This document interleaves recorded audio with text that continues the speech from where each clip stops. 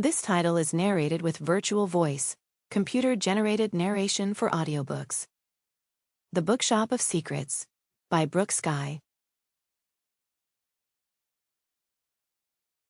Foreword. To read more in the Leafwood Falls series, or to get news about upcoming releases and sneak peeks, you can sign up to my newsletter at skiewriter.com. That's SKIE writer.com.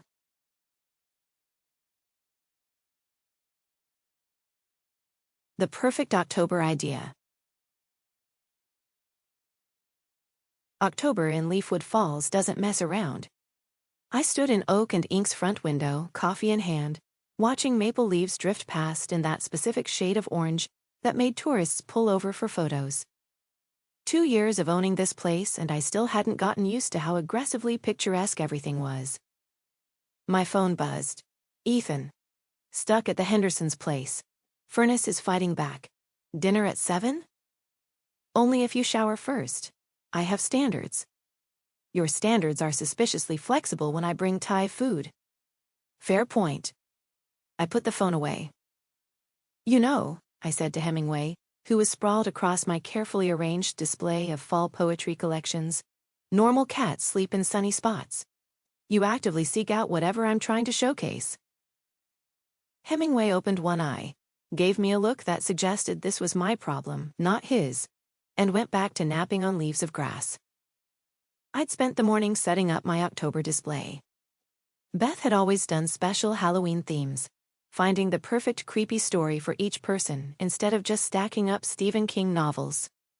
I'd kept the tradition but made it my own. The Legend of Sleepy Hollow, obviously. Something wicked this way comes. A battered copy of Coraline that had survived more Octobers than I wanted to count. Plus a few newer editions Beth never got to read. This was my bookshop now, despite the memories of Beth that seemed to be part of every page in this place. My traditions, my coffee-stained counter and temperamental cat and customers who knew my name. I was still getting used to that part. Not the bookshop itself, that had started feeling like mine somewhere around month 6, when I'd rearranged the mystery section and no one had died. But the knowing my name part, the being woven into a place where people stopped to chat, instead of power walking past with their earbuds in. Manhattan Charlie would have found that suffocating. Leafwood Falls, Charlie kind of loved it, even if I wasn't ready to admit that out loud. Thoughts? I asked Hemingway. Too much? Not enough? He stretched, deliberately knocked a small pumpkin off the display, and returned to his nap. Helpful as always. I bent to retrieve the pumpkin. It rolled under a shelf, of course. I was on my hands and knees, reaching into what I hoped was just dust, when the bell chimed. Don't mind me, came Mia's voice from somewhere above. Just enjoying the view of you wrestling with produce. I emerged with the pumpkin, and probably cobwebs in my hair. Hi, Mia. Lovely to see you too. Mia Amazing stood in the doorway wearing what could only be described as fall witch meets tech startup.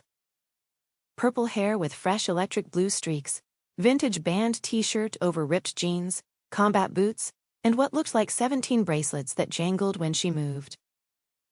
I have the most brilliant idea, she announced. I set the pumpkin back on the display, out of Hemingway's reach. Coffee first or chaos first? Why not both? She was already heading toward the back room where we kept the coffee maker. Also, I need to borrow Mike. I don't have Mike. Mike is a human person with his own life and actual work to do. He's on his way, I texted him. She returned with 2 mugs, one of which said, I like big books and I cannot lie. Ethan thought that mug was hilarious. I'd learned to accept it. He's bringing camera equipment. I accepted the coffee, which was too strong. Mia's brewing philosophy was basically more is more. Camera equipment, should I be worried? You should be excited. She bounced on her toes, bracelets jangling. This is community engagement, meets viral marketing meets genuine human connection. This is perfect.